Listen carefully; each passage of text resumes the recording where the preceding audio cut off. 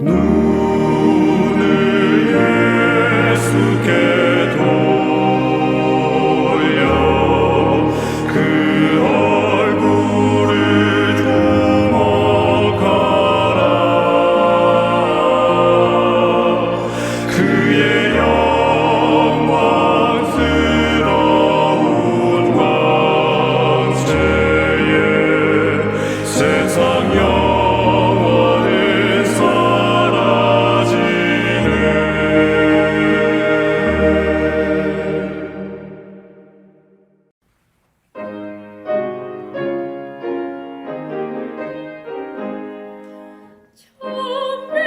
찬미 복주신 구세주 예수 성과 들어 사랑을 전하라.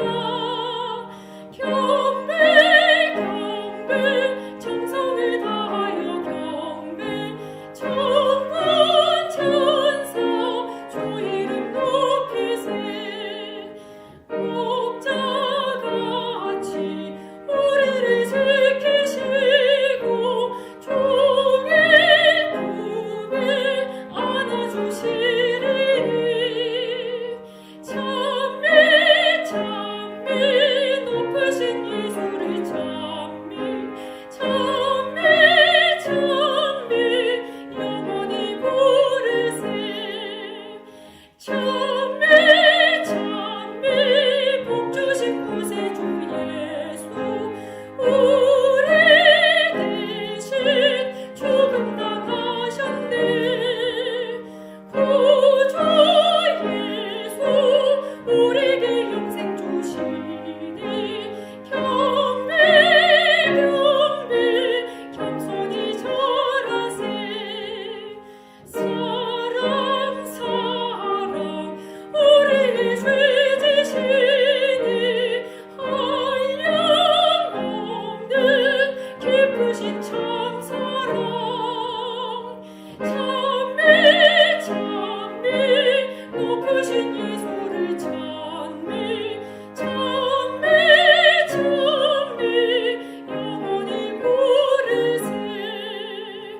찬미 찬미 복주신 구세주 예수 노래소리 하늘을 울리네.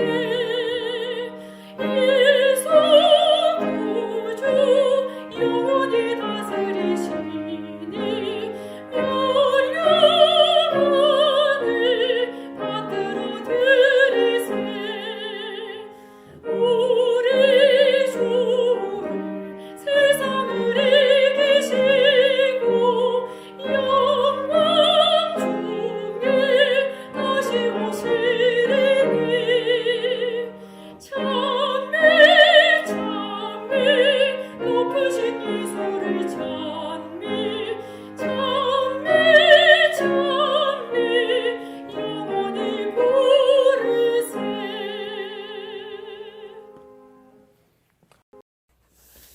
저희들을 항상 살아가여 주시는 하늘에 계신 우리 아버지 하나님, 오늘 이렇게 거룩하고 복된 안식일 주시고 또 축복해 주시니 진심으로 감사를 드립니다. 아버지 하나님, 이 거룩한 안식일 아침에 비록 저희들이 모두 함께 모여서 주님께 찬양과 경배를 드리지 못하지만은 각 가정에서 온라인으로나마 주님께 예배드릴 수 있는 은혜 주시니 진심으로 감사를 드립니다. 코로나 병마로 인해서 육체적으로 경제적으로 많은 어려움을 당하고 있는 주님의 자녀를 이 시간이 기억해 주시옵시고, 주께서 각 가정마다 방문해 주시고 위로해 주시고 용기를 주셔서 믿음 안에서 이 어려운 시기를 잘 겪어나갈 수 있도록 축복해 주시옵소서. 이 귀하고 기쁜 아침 주님께서 귀히 쓰시고 사랑하시는 목사님을 다리 위에 세우셨으니 성령님으로 함께하여 주시고 진리의 말씀, 생명의 귀한 말씀을 전해 주실 때 우리가 잘 듣고 깨달아서 그 말씀대로 우리 모두 순종하며 살아나가는 글랜데일 교우들이 될 수 있도록 축복하여 주시옵소서. 이 마지막 시기에 저희들을 남은 자손으로 삼아주시고 마지막 사명 또 영원한 복음을 이웃에게 전하게 하는 우리 모든 글랜데일 교우들이 되어지기를 사랑이 많으신 우리 구주 예수님 이름 받들어 간절히 기도드리옵나이다. 아멘.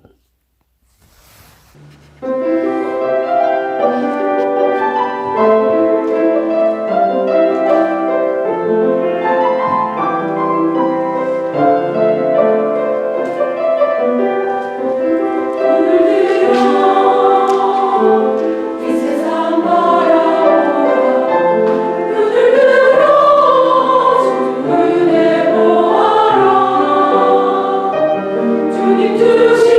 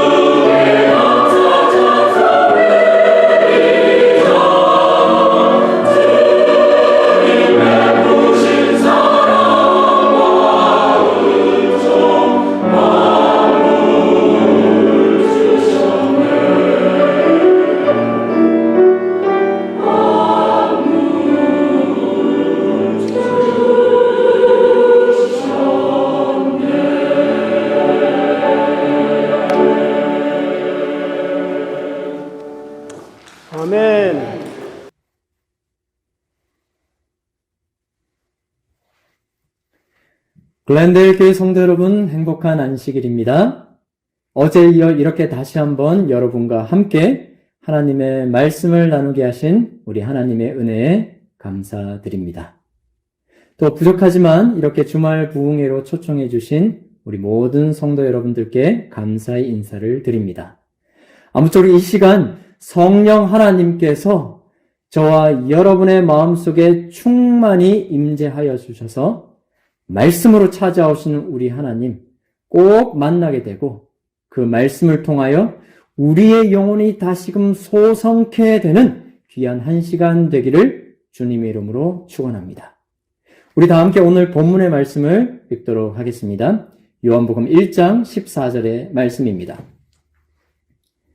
말씀이 육신이 되어 우리 가운데 거하심에 우리가 그의 영광을 보니 아버지의 독생자의 영광이요 은혜와 진리가 충만하더라. 오늘 이 본문의 말씀은요, 말씀이 육신이 되어라는 표현으로 시작하고 있습니다. 우리는 그런데 이 말씀이라는 것이 어떤 사물이라는 것이 이 땅에 있는 어떤 사람을 가리키는 것이 아니라 예수 그리스도를 가리킴을 우리는 잘 알고 있습니다. 그렇다면 왜 사도 요한은 예수님을 말씀이라고 표현을 하였습니까? 그것은 바로 우리의 말이라는 것이 보이지 않는 우리의 마음과 생각의 표현인 것처럼 예수님은 보이지 않는 하나님, 아버지 하나님의 마음과 뜻과 품성을 나타내 보여주시기 위해 이 땅에 오셨기 때문에 예수님을 말씀이라고 표현한 것입니다. 여러분들, 예수님이 누구이십니까? 예수님은요, 성부, 성자, 성령, 이 삼위의 하나님 가운데 한 분이십니다. 이 삼위의 하나님은요, 하시는 모든 목적과 정신과 품성이 있어서 동일하신 분이십니다. 그렇기 때문에 말씀으로 오신 예수님은 아버지 하나님이 어떠하신지를 정확하게 우리에게 보여주실 수 있는 말씀 되시는 예수님, 하나님이 되실 수 있다라는 것입니다.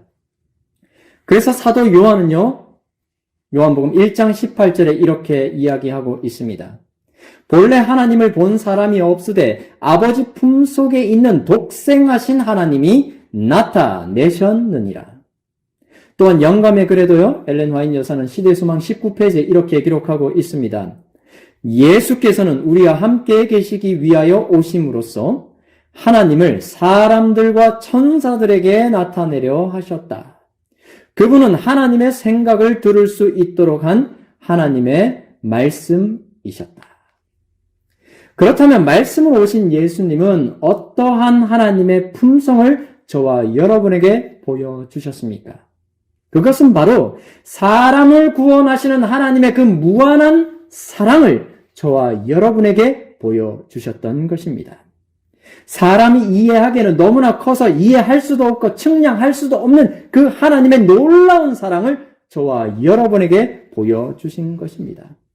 그 놀라운 하나님의 사랑을 영감의 글은 이렇게 표현하고 있습니다. 이 작은 세계는 우주의 교과서이다.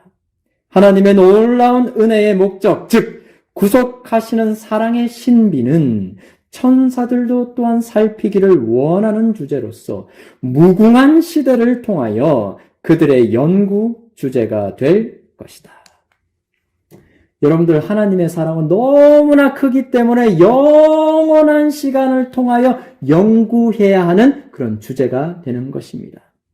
아니요, 영원한 시간을 통해서도 우리가 연구하더라도 그 사랑을 다 이해할 수 없는 것이 그분의 사랑인 것입니다. 그래서 그 무한한 하나님의 사랑은 우리 인간의 유한한 언어로는요, 다 표현할 길이 없습니다. 제가 사는 이 미네소타는요, 호수가 참 많이 있습니다. 심지어는 1만 개의 호수가 있는 주라는 별명을 가지고 있습니다. 1만 개가 넘는 그 많은 호수 중에 가장 으뜸이 되고 가장 큰 호수가 있는데 그것은 바로 슈피리어 호수라고 합니다. 이 호수는 미시간 호수보다 큰 호수로서요, 바다처럼 큰 호수가 되겠습니다. 여러분들, 그렇게 바다처럼 큰 호수의 물을 여러분 혹시 우리가 매일 아침 먹는 이 밥 한 공기, 그 작은 그릇에 그 많은 물들을 다 담을 수가 있습니까?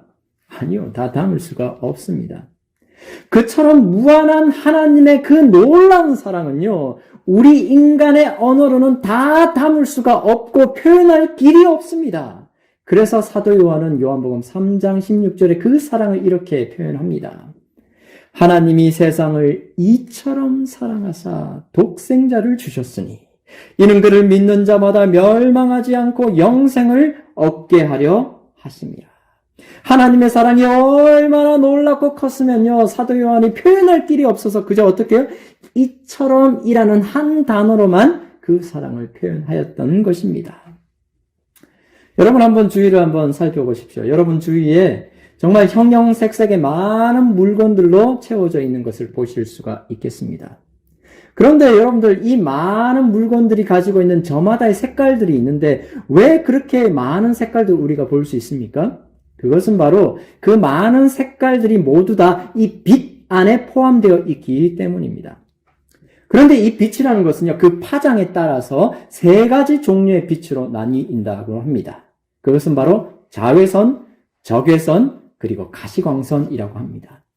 우리가 흔히 빨주노초 파남보로 이야기하는 그 빛, 그 볼 수 있는 빛을 가시광선이라고 합니다. 근데 이 파장이라는 것이 긴 쪽으로 갈수록요, 우리는 붉은 빛, 빨간색의 빛을 볼 수가 있습니다. 그런데 우리가 볼 수 있는 이 빛의 영역 밖에 있는 빛, 파장이 너무 커서 볼 수 없는 그 빛을 우리는 바로 적외선이라고 이야기하고 있습니다. 그리고 이 파장이 짧으면 짧을수록 보라색 빛을 띠고 있는데요. 우리가 볼 수 있는 보라색 빛 영역의 빛을요, 우리는 자외선이라고 합니다. 그러므로 사실 이 빛이라는 것은 아주 많은 영역대의 파장의 영역대에 있는 이 빛인데 우리가 볼 수 있는 빛은 바로 이 빨주노초 파남보 이 가시광선 영역의 빛들만 우리는 볼 수 있는 것입니다.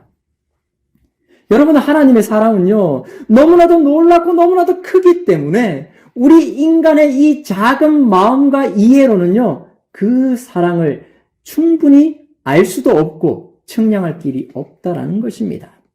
그렇기 때문에 말씀으로 오신 그 예수님께서 우리가 볼 수 있는 이 사랑의 영역대 안으로 들어오셔서 하나님의 사랑이 어떠하신지를 그분의 삶을 통하여 보여주셨던 것입니다. 자, 이제 다시 본문의 말씀으로 돌아가도록 하겠습니다. 요한복음 1장 14절입니다. 말씀이 육신이 되어 우리 가운데 거하심에 우리가 그의 영광을 보니 아버지의 독생자의 영광이요 은혜와 진리가 충만하더라. 자, 그런데 이 말씀이신 예수님께서 어떻게 해요? 육신이 되셨다라고 사도 요한은 기록하고 있습니다. 왜 예수님께서는요, 무엇을 위해 육신이 되어 우리 가운데 거하셔야만 했었습니까? 결론부터 우리가 이야기하자면 그것은 바로 우리를 죄에서 구원하시고 죽을 수밖에 없는 우리를 영원한 생명을 주시기 위해서 그렇게 하셨던 것입니다. 로마서 6장 23절은 이렇게 기록합니다. 죄의 삭은 사망이요 하나님의 은사는 그리스도 예수 우리 주 안에 있는 영생이니라. 여러분들, 우리 하나님께서 죄로 인해 죽을 수밖에 없는 저와 여러분을 구원해 주시기를 원하셨습니다. 하지만 우리를 죄에서 구원해 주시기 위해서 그리고 영생을 주시기 위해서는 반드시 죄값이 치러져야만 했습니다. 그리고 그 죄값이라는 것은 반드시 생명으로 치러져야 했습니다. 그러므로 우리의 죄값을 치르고 구원하기 위해서는요, 누군가는 죽어야 한다는 이야기가 되겠습니다. 그 누군가가 되기 위해서 예수님께서 육신이 되어 이 땅에 오셨다라는 것입니다. 그런데 그 예수님이 누구이십니까? 요한복음 1장 1절에는 그 예수님이 이렇게 표현합니다. 대초에 말씀이 계시니라. 이 말씀이 하나님과 함께 계셨으니 이 말씀은 곧 하나님이시니라. 이 말씀이신 예수님이 하나님이라고 이야기하는 것입니다. 계속해서 3절에 이렇게 기록합니다. 만물이 그로 말미암아 지은 바 되었으니 지은 것이 하나도 그가 없이는 된 것이 없느니라. 우리 예수님은 어떤 하나님요? 네, 만물을 창조하신 하나님이십니다. 스스로 있으신 여호와 하나님이 되시는 것입니다. 그렇기 때문에 우리 예수님 안에는요, 그 안에는요, 무궁한 생명이 그 안에 있는 것입니다. 요한복음 1장 4절에 그 생명을 이렇게 표현합니다. 그 안에 생명이 있었으니 이 생명은 사람들의 빛이라. 계속해서 영감의 글에는요, 그 생명을 이렇게 표현합니다. 그리스도에게는 최초부터 있고 빌려오지 않고 다른 곳에서 파생되지 않은 생명이 있다. 바로 예수님 그 자신이 생명의 근원이시고 생명 자체가 된다라는 말입니다. 여러분, 이글거리는 이 태양을 한번 보십시오. 네. 이 태양은요, 우리가 살고 있는 이 세상의 모든 에너지의 근원이 되고 있습니다. 엄청난 에너지를 계속해서 뿜어내고 있는 이 태양을, 여러분, 이 태양을 우리가 끌 수 있을까요? 아까 제가 말씀드렸던 이 바다만큼 큰 이 미네소타에 있는 이 호수의 모든 물들을 다 끼워 얹으면 이 태양을 끌 수 있을까요? 아닙니다. 이 세상에 있는 모든 바닷물들을 수십, 수백 번, 수만 번을 끼얹어도 이 태양의 이 에너지를 우리는 어떻게 해요? 끌 수가 없는 것입니다. 그와 같습니다. 아니요, 그보다 더합니다. 예수님 안에 있는 그 생명력은요, 그 파생되지 않고 스스로 있는 그 예수님의 생명력은 그 무엇으로도 끌 수가 없는 것입니다. 그러므로 하나님이신 예수님은 도무지 죽을 수가 없는 것입니다. 그렇기 때문에 저와 여러분을 위해 죽기 위해서 이 땅에 육신이 되어 이 땅에 오셨던 것입니다. 여러분들 지난 1기의 이사야서를 우리와 함께 공부하셨는데요. 10가에 상상할 수 없는 일을 행하셨다라는 표현이 있습니다. 마찬가지입니다. 여러분들 우리를 위해 인간이 되어 육신이 되어 오신 그 예수님의 사랑은 정말 우리의 머리로는 상상할 수 없는 놀라운 일이 되겠습니다. 여러분 이 사진을 한번 보십시오. 이 사진은요, 제가 2012년부터 6년 동안 선교사로 봉사하였던 동인도네시아 1000명 선교사 훈련원의 건물입니다. 이 건물에서 여러분이 보시는 쪽에, 이 앞쪽에 보시면요, 그 위층이 제가 일했던 사무실이 되겠습니다. 그리고 그 뒤편으로는 강당이 되는데요, 강당의 큰 이 지붕 아래에는요, 많은 참새들이 둥지를 짓고 살아가고 있었습니다. 그런데 이 참새들이 이 둥지를 짓고 있는 이 지붕 옆으로 이렇게 쭉 보시면은요, 조그만한 창문 하나가 제 사무실에 열려 있는 것을 여러분 보실 수가 있습니다. 그런데 문제는 여기 있습니다. 이 창문은요, 이 조그만한 창문은 아래에서부터 위로 이렇게 열리는 창문입니다. 그래서 이 지붕 처마 밑에 있는 많은 참새들 중에 한두 마리가 가끔씩 이 열려있는 창문을 통해서 제 사무실로 들어오게 됩니다. 그런데 문제는 이 창문이 아래에서 위로 열리기 때문에 들어올 때는 날아 들어오기가 쉽지만 나갈 때 문제가 생기는 것입니다. 참새가 이렇게 위로 날기 때문에 이 창문이 열려있지만 이 창문을 통해서 나가기가 쉽지 않습니다. 계속해서 머리를 부딪히기 쉽습니다. 그래서 때때로는 참새들이 이 나가는 방법을 알지 못해 머리를 계속해서 유리창에 부딪히다가 결국은 죽게 될 때가 있습니다. 제가 오랜 기간 동안 출장을 마치고 제 사무실에 들어왔습니다.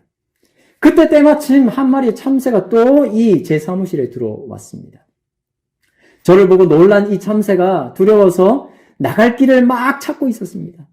열려있는 이 창문을 통해서 나가고 싶지만 계속해서 이 참새는 열려있는 그 창문이지만 그 창문에 머리를 계속해서 부딪히는 것입니다.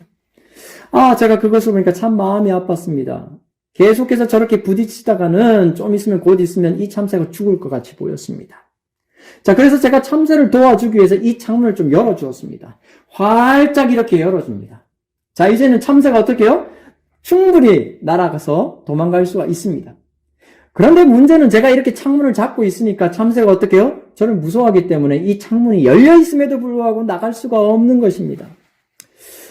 제가 이렇게 참새를 어떻게 하면 도와줄 수 있을까 참 궁리를 해봤습니다. 참새를 도와줄 수 있는 방법이 잘 떠오르지가 않았습니다. 그런데 제가 하루는 생각을 해보다가 엉뚱한 생각을 하게 되었습니다. 내가 어떻게 하면 참새를 도와줄 수 있을까 궁리하다가 바로 한 가지 방법이 떠오르게 되었습니다. 그것은 바로 제가 참새가 되면 되는 것입니다. 저는 이 창문의 원리를, 구조를 알기 때문에 충분히 어떻게 해요? 참새가 되더라도 나갈 수 있습니다.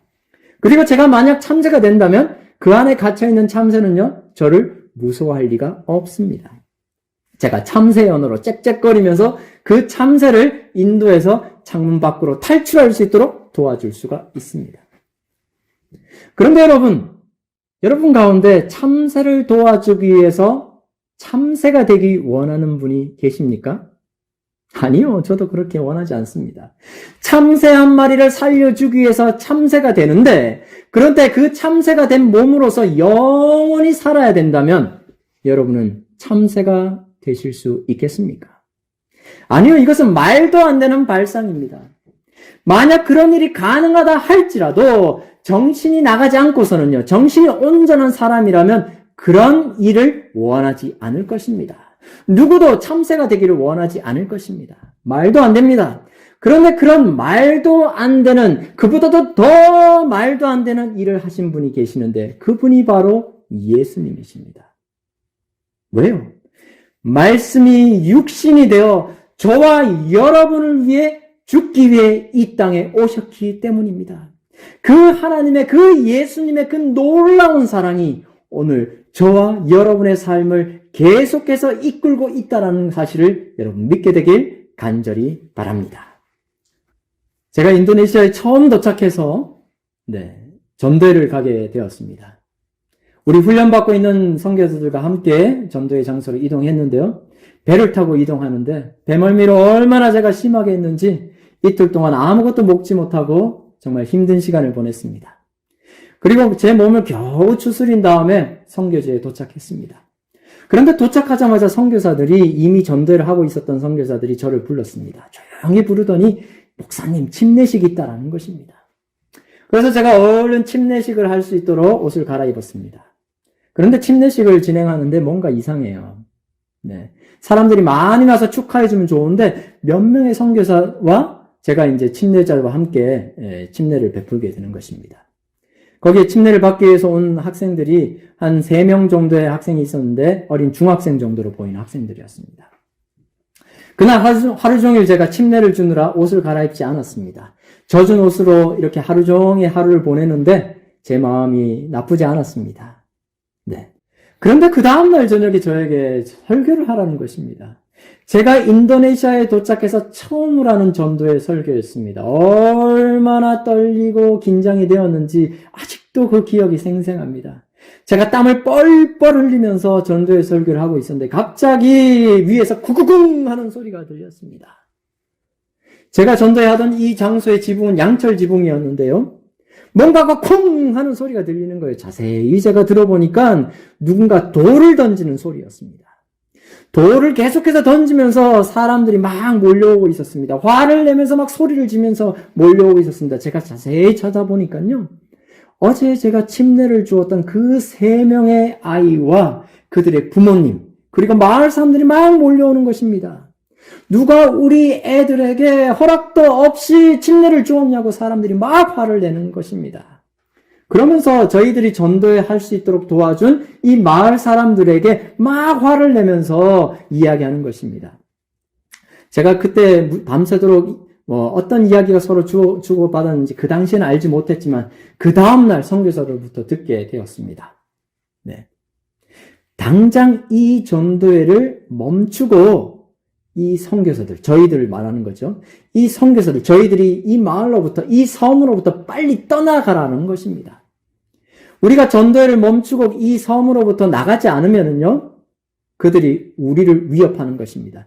우리의 생명을 그들이 보장할 수 없다라고 이야기하는 것입니다.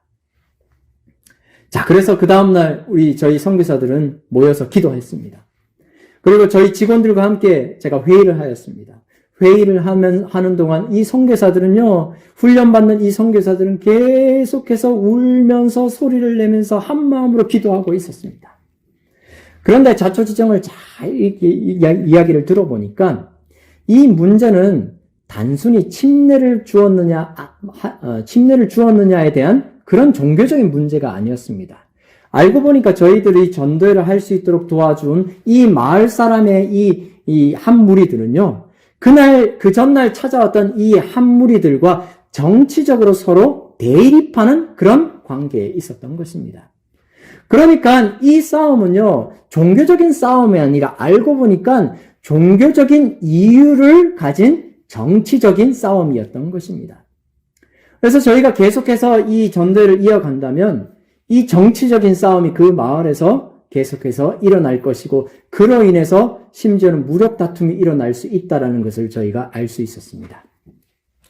그래서 저희 직원들이 회의를 한 끝에 이 전도회를 어쩔 수 없이 마치고 이 섬으로부터 나가기로 결정을 하였습니다. 그런데 저희가 섬으로부터 나가자라고 이야기를 하니까 자초지종을 잘 알지 못하는 선교사들이, 훈련받던 선교사들이 갑자기 울면서 소리를 지르는 것입니다. 목사님, 저희들은 이 전도회를 지금 끝낼 수가 없습니다. 우리는 이곳을 떠날 수가 없습니다. 저 영혼들을 두고 우리가 이 전도회를 멈출 수가 없습니다. 저들이 우리를 위협하고 죽인다면 저희는 이곳에서 죽겠습니다.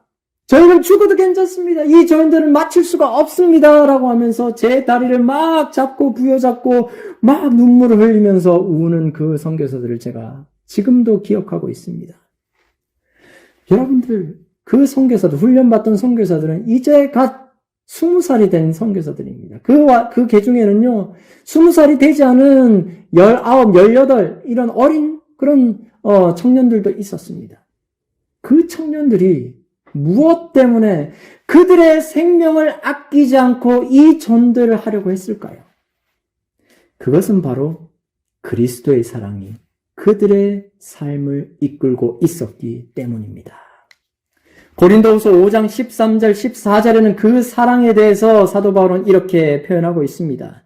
우리가 만일 미쳤어도 하나님을 위한 것이요 정신이 온전하여도 너희를 위한 것이니 그리스도의 사랑이 우리를 강권하시는도다. 바로 그것입니다, 여러분들. 그 선교사들의 삶을 이끈 것은 바로 그리스도의 그 놀라운 사랑, 이해할 수 없는 그 놀라운 사랑이 그들의 삶을 이끌고 있었기 때문입니다. 그런데 이 말씀에 보면 그 놀라운 사랑 때문에 어떻게 해요? 우리가 미쳤어도 하나님을 위해 미치자라고 이야기하고 있는 것입니다. 그런데 우리가 살고 있는 이 세상에는 많은 사람들이 무언가에 미쳐 살아가는 것을 우리가 볼 수 있습니다. 어떤 사람들은 쾌락에 미쳐 삽니다. 어떤 사람들은 돈에 미쳐 살고 어떤 사람들은 스포츠나 자기의 취미에 미쳐 사는 사람들을 우리가 볼 수 있습니다. 또 어떤 사람들은 SNS나 각종 미디어에 미쳐 사는 사람들을 우리가 볼 수 있습니다. 또 어떤 사람들은 이 자기의 일에 그리고 자신의 분야에 미쳐 사는 사람들도 있습니다. 그런 사람들은 어떻게 보면은 좀 보람된 삶을 산다라고 볼 수도 있겠습니다. 왜냐하면 자기의 분야에 대해서 미쳐 사는 사람들의 그 결과물 때문에 우리가 어떻게 해요? 유익을 보는 삶을 살 수도 있기 때문입니다. 사랑하는 성도 여러분, 오늘 우리가 이 땅에 살면서 한 번쯤은 무언가에 미쳐 살아가는 것, 무언가에 우리의 모든 열정을 쏟아붓고 우리의 삶을 쏟아붓는 그런 삶을 한번 살아보는 것도 좋지 않겠습니까? 그렇다면 저와 여러분은 무엇을 위해 우리의 온 삶을 다해 미쳐 살아가겠습니까? 오늘 말씀에 있는 것처럼 우리가 미쳐도 하나님을 위해서 우리 예수 그리스도를 위해서 미쳐 살아가는 그런 삶을 한번 살아보면 참 좋겠다는 생각을 하게 됩니다. 왜 그렇습니까? 바로 예수님이 우리를 위해 육신이 되어서 상상할 수 없는 그런 일을 행하셨기 때문입니다. 제가 이제 인도네시아에서 떠나기 마지막 즈음에 할마헤라라는 작은 섬에서 전도를 하게 되었습니다. 사진에 보시는 한 그룹의 교인들과 함께 그 마을에서 전도를 하게 되었는데요. 사진의 정중앙에 있는 파란색 옷을 입은 페트루스 장로님이 계셨는데 그 장로님께서 전도의 기간 중에 이 마을에서 어떻게 재림교인이 처음에 생겨났는지에 대한 이야기를 해주셨습니다. 이 마을에는 원래 재림교인이 한 명도 없는 그런 마을이었습니다. 그런데 그 마을에 8년 전에 천명 선교사 훈련원에서 2명의 선교사를 그 마을 옆마을로 파송을 하였습니다.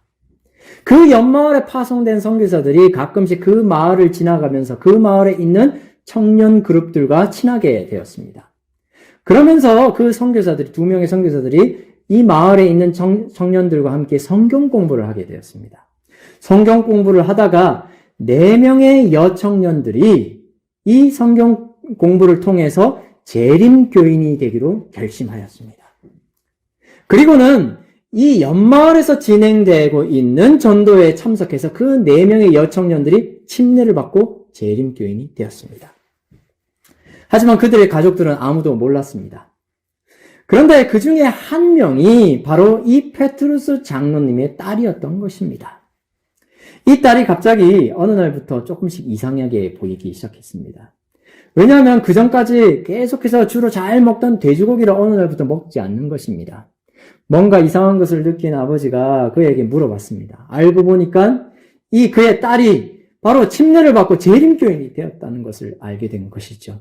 너무나도 화가 난 이 아버지는요, 정글도를 가지고 와서 딸을 위협하면서 돼지고기를 먹으라고 위협하고 재림교인이 어떻게 네가 재림교인이 될 수 있냐라고 하면서 그 딸을 위협하였습니다. 사실은 이 아버지는요, 그 마을에서 약 30년 동안 오랜 기간 동안 그 마을에 유일하게 있는 교회의 종교 지도자였던 것입니다. 그렇기 때문에 그 딸이 이 재림교인이 된다는 것은 그 아버지에게서는 정말로 놀라운 일이고 수치스러운 일이고 부끄러운 일이었던 것입니다. 네. 하루는요, 그 딸이 또 밖에서부터 들어오는데 뭔가를 이렇게 숨기면서 들어오는 것처럼 보이는 것입니다. 이 아버지가 이 딸을 따라서 방에 딱 들어가 보니까 이 딸이 조그만한 이 상자를 하나 들고 왔는데요. 이 상자를 이 아버지가 뺏어서 보니까 그 안에 책이 들어 있었습니다. 그런데 그 책들이 모두 다 우리 재림교회에서 시조사에서 발간한 책들이었던 것입니다. 이 아버지가 화가 나가지고 그 책을 빼앗아가지고 그 뒷마당에 던져버렸습니다. 그리고 불태우려고 이 아버지가 불을 가지고 이 불태우기 위해서 마당으로 갔는데 자세히 책을 이제 태우기 위해서 봤는데 이 책에 예수님 그림이 그려져 있는 거예요. 그리고 한 책에는 거의 잊혀진 날이라는 제목의 책이 있었습니다. 이 아버지가 깜짝 놀랐습니다. 왜냐하면 그 아버지는요, 페트루스 장로님은 그 전까지만 해도 우리 교회가, 재림교회가 SDA, 마치 사단을 숭배하는 사탄교회였다고 생각을 했던 것입니다. 그런데 사탄교라고 생각했는데 그 책에 보니까 예수님 그림이 겉페이지에 이렇게 있는 것을 보니까 이 아버지가 뭔가 궁금한 것입니다. 그래? 이 교회에서 예수님을 믿어? 그리고 책 제목이 뭐라고요? 거의 잊혀진 날. 너무 궁금한 거예요. 거의 잊혀진 날이 뭐지? 그러면서 다른 책은 다 태웠는데 그 2권의 책은 그 아버지가 몰래 품속에 숨겨놨습니다. 그리고 그 다음날부터 이 아버지는요, 새벽같이 일하러 갈 때 멀리 한두 시간 걸어서 멀리 이렇게 자기의 숲에 가서 일을 했는데 새벽에 가서 일을 하다가 도저히 일을 할 수가 없는 거예요. 그래서 아침 한 10시쯤 되기 전에 이미 목욕을 하고 그 품에서 숨겨왔던 그 책을 꺼내서 그 책을 연구하기 시작하는 것입니다. 하나씩 살펴봅니다. 뭔가 잘못된 것이 있지 않겠느냐라는 마음으로 하나씩 자신의 성경과 비교하면서 그 책을 연구하였습니다. 그런데 책을 다 살펴보아도 거기에 잘못된 것이 없는 것입니다. 그리고 거의 잊혀진 날을 통해서 안식일 기별을 알게 되었습니다. 그리고 이것이 자신의 성경과 아무리 비교해도 잘못된 것이 없다는 것을 발견하고 이 아버지는 놀랍게도 이 안식일 기별을 받아들이고 재림교인이 되기로 결심하였습니다. 얼마나 놀랍습니까? 그런데 그 마을에서 재림교인이 되는 것은요, 즉 마을 사람들을 배신하는 것입니다. 그래서 이 아버지는, 이 페트루스 장로님은 몰래 이 재림교인이 되기 위해서 정말 다른 섬에 가서 배를 타고 멀리 다른 섬에 가서 정말 아무도 알지 못하게 그 섬에 가서 온 가족이 함께 침례를 받고 재림교인이 되었습니다. 그리고 전도회가 끝나고 한동안 그 마을에, 그 섬에 있다가 자기의 집으로 돌아왔습니다. 그런데 자기의 집에 돌아왔는데 뭔가 이상한 일이 벌어진 거예요. 분명히 자기의 집에 아무도 없어야 되는데 누군가가 자기의 집에 살고 있는 거예요. 알고 보니까 그들이 침례를 받고 조금 오랜 기간 동안 그 마을에, 그 다른 섬에 묵고 있는 동안 그 마을 사람들이 페트루스 장로님의 가족이 침례를 받고 재림교인이 되었던 사실을 알게 되었던 것입니다. 그래서 그 마을 사람들이 그 페트루스 장로님에게 뭐라고 하냐면 어떻게 당신이 우리를 배신할 수 있습니까? 라는 거예요. 그래서 그들의 집과 그 땅을 빼앗아 버린 것입니다.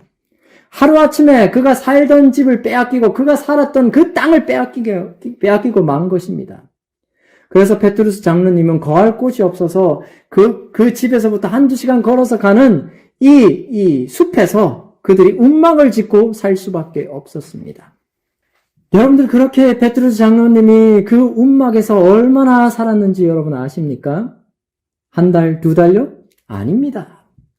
2년이라는 긴 시간 동안 이 베드로스 장로님과 그의 가족들은 움막에서 살았습니다. 화장실도 없고 전기도 없고 물도 없는 그곳에서 2년이라는 시간 동안 자기의 집을 빼앗긴 채로 살아가야만 했던 것입니다.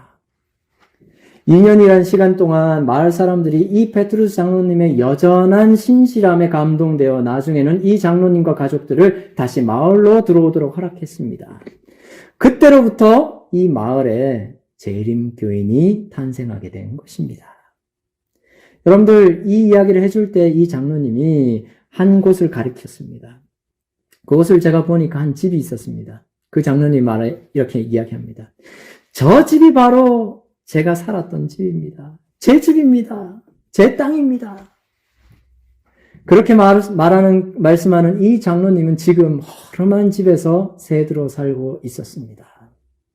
여러분들, 무엇이 그 장로님으로 하여금 모든 것을 잃었는데도 하나님께 끝까지 충성하게 만들었습니까? 그것은 바로 하나님의 그 놀라운 이해할 수 없는 그 사랑이 그 장로님의 삶을 강권하였기 때문입니다. 그리고 그 사랑에 감동하여서 그 장로님 또한 하나님에 대한 그 사랑으로 인해서 그 모든 것을 잃고 하나님께 충성을 다하며 살아가고 있었던 것입니다. 여러분들, 세상 사람들이 볼 때는 이 장로님은 참 정신 나간 사람입니다. 미친 사람입니다. 그런데 여러분, 이 장로님이 무엇을 위해 정신 나간 사람입니까? 무엇을 위해 미친 사람입니까? 바로 하나님을 위해 그렇게 했던 것입니다. 세상 사람들이 볼 때는 정말 이해할 수가 없습니다. 세상 사람들이 볼 때는 이 장로님은 정말 정신 나간 사람이고 미친 사람입니다. 하지만 우리 믿는 사람에게는 어떻게 보입니까?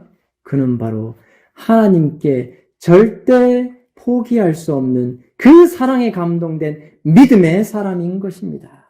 사랑하는 성도 여러분, 성경은 그런 믿음의 사람에게 이런 약속의 말씀이 주어지고 있습니다. 로마서 10장 11절의 말씀입니다. 성경에 이르되 누구든지 그를 믿는 자는 부끄러움을 당하지 아니하리라 하니, 바로 이 약속의 말씀이 베드로스 장로님에게 그대로 임할 것을 저는 믿습니다. 우리 하나님께서 믿음의 사람을 절대로 부끄러움 당치 않게 하겠다라는 이 약속의 말씀이 저와 여러분에게도 그대로 이행될 것을 저는 믿습니다. 말씀이 육신이 되어 이 땅에 오신 예수 그리스도의 그 이해할 수 없는 그 놀라운 사랑이 오늘 저와 여러분의 삶도 강력하게 이끌게 되길 간절히 바랍니다. 그 사랑으로 인해 살고 그 사랑으로 인해 죽을 수도 있는 주님의 충성된 백성이 되길 간절히 바랍니다. 예수님의 재림이 참으로 얼마 남지 않았습니다. 사랑하는 성도 여러분, 오늘 우리의 삶이 곧 오실 예수님을 위하여 끝까지 충성할 수 있도록 그 사랑에 매여 살게 되는 저와 여러분 되길 간절히 바라며 오늘 말씀을 마치겠습니다.